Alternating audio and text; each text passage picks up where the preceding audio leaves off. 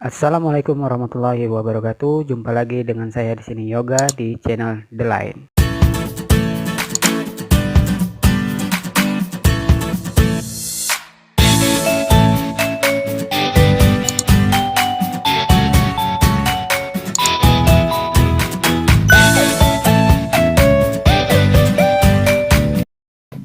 Oke, kembali lagi di video saya kali ini. Nah, di video kali ini saya akan membahas seputar lambung ya. Seputar lambung itu banyak permasalahan teman-teman ya, dari sahabat-sahabat The Line itu yang mengalami nyeri, rasa sakit yang luar biasa di bagian ulu hati. Nah, di video kali ini saya akan menjelaskan apa-apa saja sih yang ditimbulkan rasa sakitnya, kemudian disebabkan karena apa, dan kemudian kita akan berbagi solusi bagaimana cara penanganannya. Oke, langsung saja kita bahas. Di video kali ini banyak sih sahabat-sahabat The Line, terutama orang-orang yang memiliki penderita penyakit MAH, kemudian GERD, asam lambung yang berlebih, kemudian reflux dan permasalahan pencernaan lainnya. Di sini saya akan menerangkan kalau misalnya orang-orang yang memiliki riwayat permasalahan pencernaan, mereka itu mengalami suatu hal permasalahan sensasi. Nah, kalau misalnya sahabat-sahabat sensasi merasakan beberapa hal yang saya sebutkan ini, jika sahabat-sahabat The Line mengalaminya, nah berarti sahabat The Line ini sangat tepat ya untuk menonton video kali ini. Nah, sensasi yang ditimbulkan jika sahabat-sahabat The Line mengalami sensasi yang pertama itu mengalami sensasi ulu hati, terutama di bagian ulu hati ya.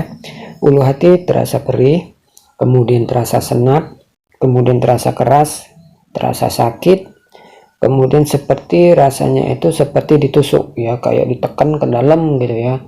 Ulu hatinya itu ya kayak ditekan pakai benda apa gitu, sesuatu benda yang keras gitu, begitu terasa ditekan seperti jarum gitu. Kemudian yang kedua itu adalah seringnya terasa dengkul atau kaki ke bawah ya, antara dengkul sampai ke bawah itu terasanya kayaknya kakinya mau lepas, mau copot gitu ya, lemas, terkulai gitu ya, terkulai lemas gitu tanpa ada tenaga gitu. Kemudian juga begitu sebaliknya dengan sikut tangan ya, di bagian tangan sampai ke bawah itu rasanya kayak mau copot aja gitu, kayaknya nggak berdaya, kayaknya nggak ada tenaga, kayak melambai aja gitu ya, kayak tidak ada tenaganya. Kemudian yang ketiga itu adalah mengalami keringat dingin, terutama keringat dinginnya itu di bagian kaki dan bagian tangan. Dan selanjutnya itu akan mengalami biasanya gemetar ya, mengalami gemetar, kemudian mengalami pusing atau seperti kayak mau ngeblank gitu ya, kemudian mengalami rasa lemas. Nah, kemudian mengalami rasa sakit yang luar biasa di bagian perut, sehingga kayak orang seperti sakit MAH ya, memang sakit MAH ini sampai membungkuk memegangkan ulu hatinya. Nah, seperti itu ya. Nah, penanganannya bagaimana? Di sini saya akan menerangkan apa saja sih kenapa kalau kita itu bisa menyebabkan terjadinya sakit yang luar biasa di bagian ulu hati seperti itu ya. Nah, penyebabnya diantara lain itu adalah yang pertama, yang paling berpengaruh, yang paling besar peluangnya untuk melukai lambung itu biasanya kan, kalau di bagian ulu hati sakit itu biasa kan berarti sudah ada luka pada lambung ya, lambung bagian atas, kemudian sudah mengalami iritasi ataupun mengalami peradangan di situ sehingga mengalami sakit yang luar biasa. Nah, itu biasanya disebabkan karena faktor telat makan. Nah, dimana kebanyakan nih para teman sahabat-sahabat ini kalau misalnya belum lapar, udah nanti aja lah gitu kan, menunda selama belum ada merasakan sensasi, ya udah nanti aja perut masih merasa kenyang gitu kan, walaupun sudah jadwal jam makan tiba, kalau masih merasa kenyang ya udah nanti aja gitu. Nah, ini banyak terjadi ya, sangat banyak terjadi untuk para sahabat-sahabat lain, terutama yang penderita GERD NCT ya. Contohnya mereka tuh makan sarapan pagi. Nah, sarapan pagi itu di jam 9 atau di jam 10 gitu kan, mereka tuh baru makan. Nanti siangnya itu nanti makannya di jam 1 atau di jam 2. Nah, itu sangat udah telat makan itu, karena dimana jam lambung kerja itu di antara jam 9 pagi, kemudian jam 12 siang, kemudian di jam 5 sore. Nah, di jam-jam tersebutlah asam lambung itu keluar ya, jam-jam lambung bekerja, di saat itu jam-jam lambung kosong. Nah, seharusnya untuk bagi kita yang memiliki atau sahabat-sahabat lain memiliki riwayat penyakit GERD, asam lambung, MAH dan sebagainya, itu disarankan, sangat disarankan makannya itu di bawah jam 9 pagi, di bawah di jam 12 siang atau jam 11 siang, atau di jam 3 atau di jam 4 sore. Itu wajib mengisi lambungnya, apapun itu, nggak usah nasi, yang penting ada isi ya, untuk membantu supaya asam lambung itu supaya ada yang diolahnya gitu ya. Kalau perut kosong, asam lambung keluar, tidak ada makanan yang bisa diolah, sehingga asam lambung itu akan mengikis dinding lambung kita dan akan mengiritasi lambung kita, makanya terjadi suatu luka atau iritasi pada lambung kita ya. Nah, itu faktor pertama, yaitu telat makan. Sama satu lagi, saya sangat merekomendasikan bahwasanya kalau makan harus tepat waktu ya. Contohnya hari ini sarapannya jam 8 pagi. Nah, keesokan harinya dan seterusnya itu wajib jam 8 pagi, jangan maju dan jangan mundur. Itu karena supaya ada sistem alarm di lambungnya, itu jam tetapnya jam segitu, jadi nggak berubah-ubah ya. Kemudian siangnya makanya jam 12 siang. Nah, seterusnya sampai selamanya itu makanya jam 12 siang.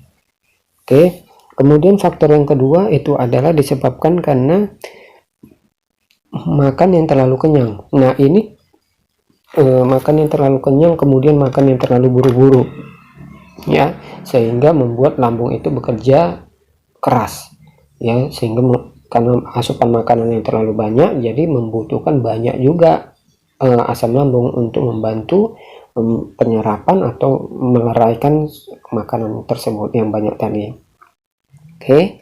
Kemudian yang ketiga itu adalah disebabkan makan terlalu pedas, makan yang terlalu banyak makan pedas, kemudian makan terlalu asam, dingin, kemudian asin, dan kemudian terlalu makanan-makanan terlalu berlemak dan terlalu banyak mengandung micin ya.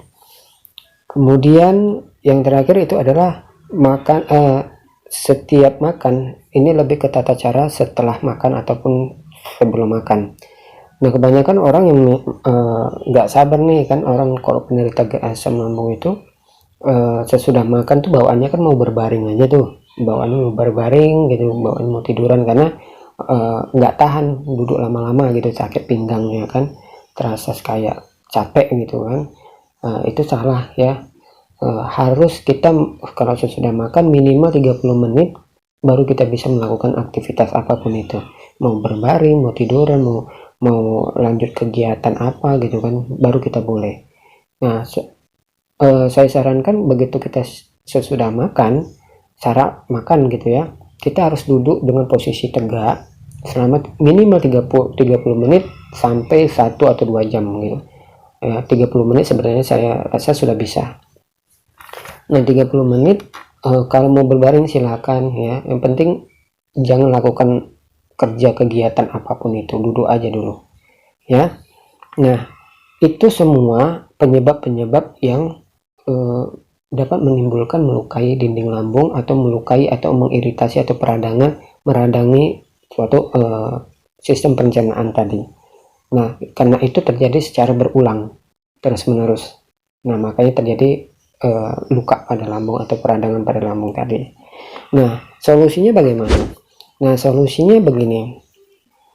Kalau misalnya kita sudah mengalami permasalahan ulu hati yang begitu sakit ya, yang ibarat ulu hati kita itu begitu sakit banget tuh ya, rasanya seperti yang sensasi yang saya sebutkan tadi. Nah, sahabat-sahabat lain itu harus makan 2 jam sekali sebanyak 5 sampai 10 suap. Ya, 5 suap pun boleh, cuman minimal 5 suap ya, 5 suap sampai 10 suap. Dipaksa, nggak selera mau muntah, jangan seperti itu. Begitu sakit langsung isi. Kenapa itu sakit? Karena asam lambung itu menyenggol ataupun apa ya, mengenai luka yang tadi gitu, karena nggak ada isi lambungnya kan gitu kan. Jadi dia akan tersentuh dengan luka yang radang tadi sehingga membuat itu sakit. Jadi saya sarankan untuk sahabat-sahabat yang lain makanya setiap 2 jam sekali 5 sampai 10 suap. Nah, kemudian selanjutnya adalah makan bubur ya, makan bubur atau nasi yang lunak ya, yang lembut itu, yang mudah dicerna itu, karena lambung sedang mengalami peradangan, iritasi, jadi buatlah makanan-makanan yang mudah larutnya ya. Kemudian yang selanjutnya itu adalah makannya makanan putih. Makanan putih maksudnya makannya itu jauh dari pantangan ya, makannya makan nasi putih, kemudian rebusan gitu ya, jauhi dulu goreng-gorengan, makanan-makanan yang sulit dicerna sama lambung ya. Pokoknya makanan yang rebusan, telur rebus, kemudian ikan rebus kukus, kemudian sop ya, kemudian yang ya, pokoknya yang putih lah ya, yang jauh dari pedas, asam, asin gitu ya, gorengan gitu, lemak-lemak jangan dulu. Dan kemudian itu adalah itu makan putih itu selama 1 minggu, paling lama 1 minggu, biasanya 3 hari atau 4 hari makan bubur itu udah mulai mendingan ya. Kemudian minimal 1 minggu ya. Kemudian minum sari kurma, setiap 2 jam sekali. Sebelum makan kita makan sari kurma dulu ya. Fungsinya untuk melapisi yang luka tadi ya, yang iritasi tadi, melapisin itu baru kita makan. Nah itu setiap 2 jam sekali mau sari kurma, kemudian setiap 2 jam sekali makan sari kurma. Itu bebas ya, itu banyak dijual di apotik ataupun di toko obat yang lainnya, jenis apa aja itu pun boleh, yang penting sari kurma asli. Kemudian minum madu itu 3 kali sehari. Nah itu fungsinya madu itu untuk madu itu kan seperti betadinnya luka ya kan, obat merahnya luka ya kan. Nah itu fungsinya untuk melindungi luka tadi itu supaya cepat keringnya ya. Madu diminum 3 kali sehari. Kemudian cemilan. Nah kemudian tadi yang saya bilang kan adalah cemilan. Nah cemilannya itu lebih baik saya rekomendasikan kepada sahabat-sahabat lain itu adalah pepaya yang manis itu. Itu aja cemilannya dibuat. Karena kenapa pepaya? Karena itu sifatnya dingin di lambung gitu, dia akan merilekskan lambung kita gitu, dan sifatnya lebih padat, jadi untuk waktu kenyangnya itu jadi lebih lama. Jadi buah pepaya dibandingkan nanti buah pir atau apel ataupun apa, banyak yang tidak cocok ya di situ ya. Kadang apel ada yang asem, kadang buah pir kadang membuat apa ya, ada sifatnya agak tajam gitu kan, cocok-cocokan gitu kan. Nah tetapi kalau misalnya pepaya ini mudah-mudahan itu semua cocok semua untuk kalangan penderita GERD, asam lambung atau MAH ya. Nah jadi itu dulu dicoba ya, ikutin cara itu solusinya selama 1 minggu. Nah apabila dalam 1 minggu masih merasakan sakit yang luar biasa, silakan pergi ke dokter untuk menangani ya. Mungkin lukanya sudah ada yang radangnya sudah ini kan, sudah meradang ya gitu, ataupun sudah infeksi ataupun dan lain sebagainya, dan itu dibutuhkan obat-obatan seperti antibiotik oleh dokter.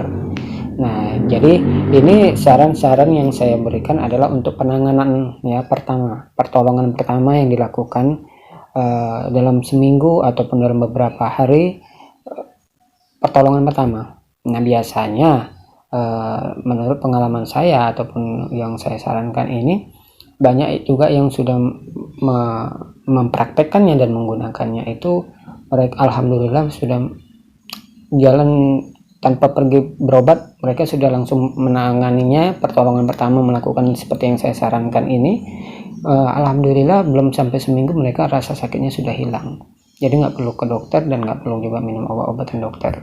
Nah, tetapi kalau memang sudah dalam beberapa hari, 3 hari atau dalam 1 minggu masih merasakan sakit yang luar biasa, nah itu baru saya rekomendasikan silakan pergi ke dokter, karena mungkin lukanya itu membutuhkan obat-obatan antibiotik ya. Nah, itu aja. Oke, sekian dulu video saya kali ini. Semoga bermanfaat bagi sahabat-sahabat lain ya. Assalamualaikum warahmatullahi wabarakatuh.